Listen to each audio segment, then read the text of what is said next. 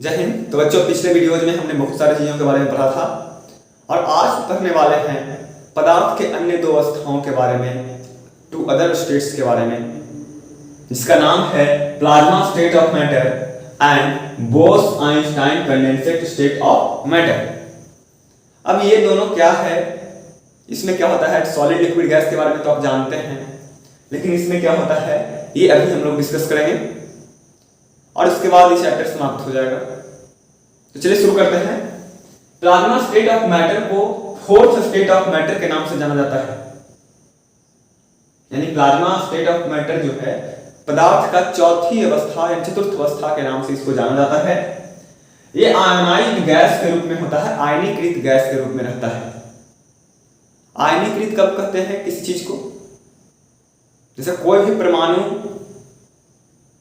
Electron को ग्रहण या त्याग करता है तो उसको आयनीकृत बोलते हैं, आयनाइज्ड बोलते हैं।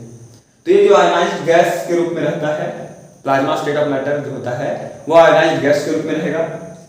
सुपर एनर्जेटिक होता है, खूब ऊर्जावान, पूरा पावरफुल रहेगा।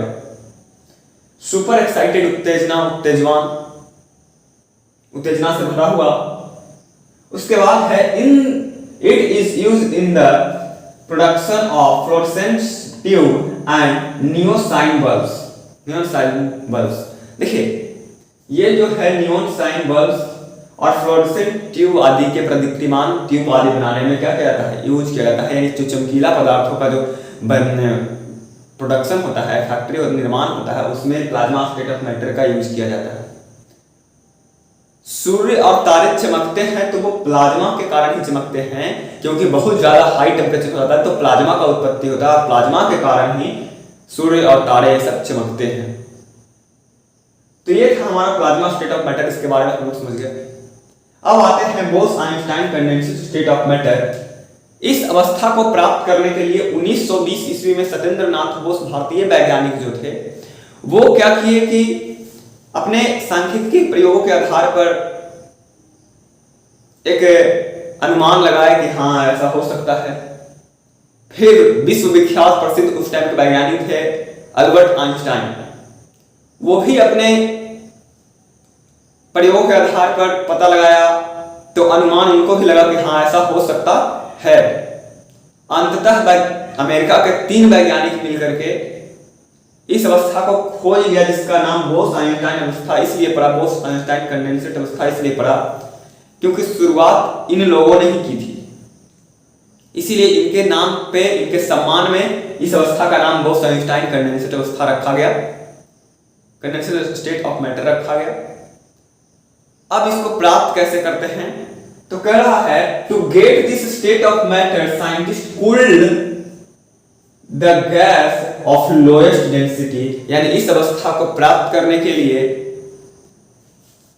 निम्न घनत्व के वायु, निम्न घनत्व के गैस को कूल करते हैं, सुपर कूल करते हैं, अति शीतलित कर देंगे, ठंडा कर देंगे, तो ये अवस्था बोस-आइंस्टाइन कंडेंसेट अवस्था क्या हो जाएगा, प्राप्त हो जाएगा। अब कूल करेंगे तो कितना टेम्परेचर पे, तो 2 × 10⁻⁻7 केल्विन टेम्परेचर पे इसको कूल करना है, ठंडा कर देना है।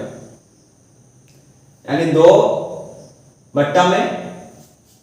ये हो जाएगा आपका 1 करोड़, तो 2/1 करोड़ केल्विन ताप पर अगर हम ठंडा करते हैं इसको तो ये क्या हो जाएगा, बोस-आइंस्टाइन कंडेंसेट अवस्था में परिवर्तित हो जाएगा। और जो लोएस्ट डेंसिटी होना चाहिए, तो डेंसिटी कितना होना चाहिए गैस का, the density gas of lowest density, यानी लोएस्ट डेंसिटी मतलब कितना होना चाहिए लोएस्ट डेंसिटी में, तो कह रहा 10⁻⁵ part of density of air, यानी कि वायु के घनत्व के 1,00,000वां भाग,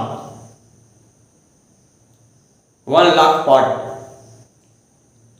मतलब लोएस्ट डेंसिटी, इतना कम, माने वायु का जितना घनत्व होता है उसका 1,00,000 करेंगे, 1,00,000 भाग निकालेंगे, उतना कम घनत्व पर अगर किसी गैस को ठंडा किया जाता है इस टेम्परेचर पे 2 × 10⁻⁷ केल्विन टेम्परेचर पे, तो हम लोग बोस-आइंस्टाइन कंडेंसेट स्टेट ऑफ मैटर को क्या कर लेंगे, प्राप्त कर लेंगे। अब थोड़ा सा एक चीज आता है जो है जैसे 0 डिग्री सेल्सियस = 273.15 केल्विन। अगर 1 डिग्री सेल्सियस इक्वल टू पूछे तो क्या हो जाएगा 1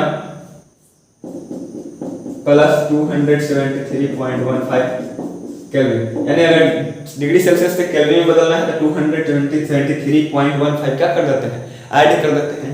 केल्विन से अगर डिग्री सेल्सियस में बदलना होगा तो 273.15 या फिर 273 अप्रोक्सीमेटली 273 क्या करना है, सब्ट्रैक्ट कर देंगे।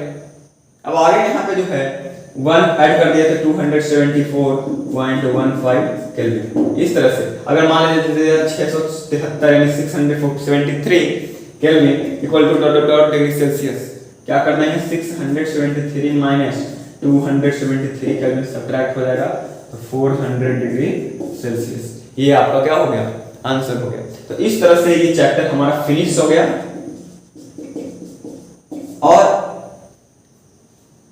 आगे हम लोग अगले चैप्टर को स्टार्ट करेंगे, प्रारंभ करेंगे, जो भी बोलिए। तो चलिए आज के लिए इतना ही, बने रहिए हमारे साथ। जय हिंद।